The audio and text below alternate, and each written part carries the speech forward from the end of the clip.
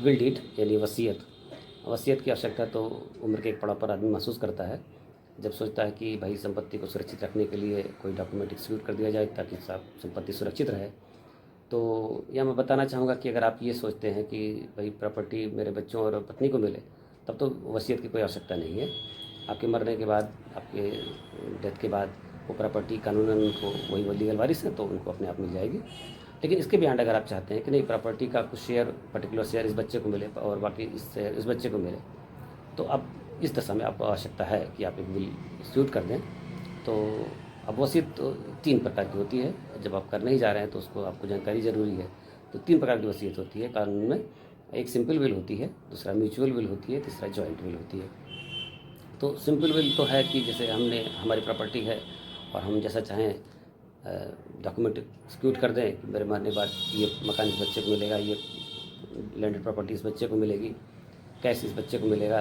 तो आपके डेथ के बाद उसी तरह से विल एक्सिक्यूट हो जाएगी और डेथ के आधार विल के आधार पर प्रॉपर्टी उसी तरह डिवॉल्व हो जाएगी पर बच्चों में जिस तरह से आपने लिखा है। लेकिन उसके बियॉन्ड अगर आप चाहते हैं कि हस्बैंड और वाइफ दोनों हैं, दोनों के पास प्रॉपर्टी है, तो एक जॉइंट विल लिख दिया जाए। तो जॉइंट विल लिखते समय आपको जो ध्यान देना होगा मुख्य बातों का, जॉइंट विल का जो कानून है वो ये है कि पति पत्नी दोनों एक साथ जॉइंटली विल एक्सिक्यूट करेंगे और उसमें ये व्यवस्था है कि पति पत्नी में जो भी पहले मर जाएगा, पति मर गया तो पूरी संपत्ति की मालिक पत्नी हो जाएगी, या पत्नी पहले मर गई तो पति पत्नी दोनों की संपत्ति का तनहा मालिक पति हो जाएगा। उसके न रहने पर टोटल संपत्ति का मालिक बच्चे हो जाएंगे, जैसा कि विल में लिखा होगा। और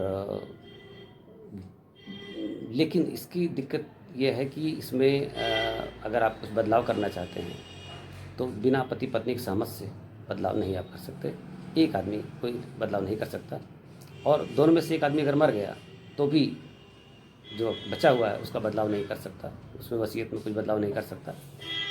और उसकी दिक्कत मॉडर्न सोसाइटी में ये पड़ रही है कि अब पति और पत्नी ने जॉइंट विल लिखा और पति की मृत्यु हो गई तो बचा पत्नी, टोटल मालिक पत्नी हो गई प्रॉपर्टी की। लेकिन पत्नी के मरने के बाद बच्चा मालिक होना है। अब बच्चे की पत्नी जो है, बहू जो है, और थोड़ा दुष्ट प्रकृति की है, अब वो माँ का ध्यान नहीं दे रही है।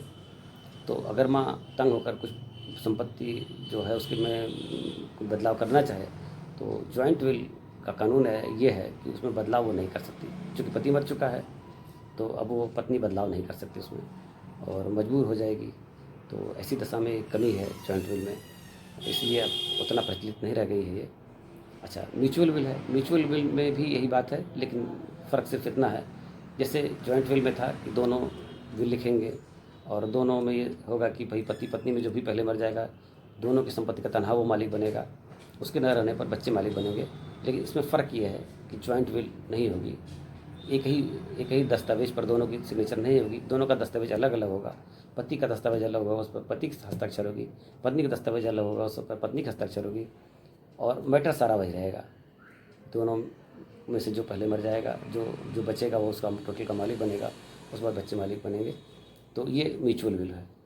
और म्यूचुअल विल जॉइंट विल में बस सिर्फ एक फ़र्क है कि दोनों का इंटेंशन कॉमन है, लेकिन इंस्ट्रूमेंट उसमें एक है जॉइंट विल पे, इसमें इंस्ट्रूमेंट 2 रहेंगे। तो joint will, mutual will, simple will. तो मेरे ख्याल से तीनों में सबसे मिला के सबसे सिंपल और पॉपुलर जो सिंपल विल है वही बेटर है, वो वही अपनानी चाहिए। बाकी दोनों विल को मैं बहुत ज़्यादा प्रेफर नहीं करूँगा, क्योंकि सिंपल विल में सारी अपॉर्चुनिटी रहेगी। अगर आप चाहते हैं कि विल ही करना तो simple will is better than joint will, मेरा प्रेफरेंस है। तो सिंपल विल बेहतर रहेगी आपके लिए और यही करना है। Thank you.